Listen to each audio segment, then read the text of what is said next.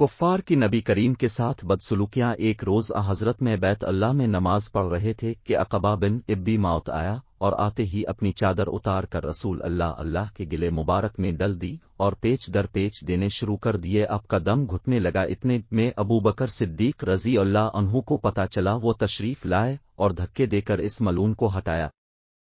कुफ्फार ने आपको तरह तरह की तकलीफें दे, कभी जिस्म अथर पर नजासत डालें, कभी गिले में फंदा डालकर खींचा, घर के दरवाजे के सामने कांटे बिछाए ताकि सुबह सवेरे जब आप बाहर निकलें तो कोई कांटा पाँव में चाजे जाए। गालियां दी, कब्ल के मंसूबे बनाए, जिस्म अथर को लहूलुहान किया, कैद में रखा।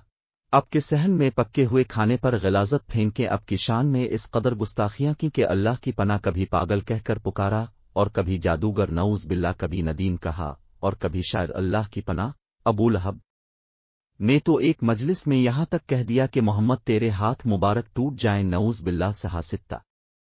इबारत हाफिज अब्दुल शकूर की किताब सही इस्लामी वाक़यात से माखूज है। सफ़हा नंबर 9। क़ारीन सरवर कायनात हज़रत मोहम्मद ने पर किस कदर तख्तियां की गईं, सिर्फ दीन की बुनियाद पर। अल्लाह ताला का लाख लाख दुरूद व सलाम हो अपने पर और उन कुफ्फार पर, अल्लाह की, फरिश्तों की और तमाम इंसानों की लानत हो जिन्होंने आपको परेशान किया। आमीन या रब अल आलमीन।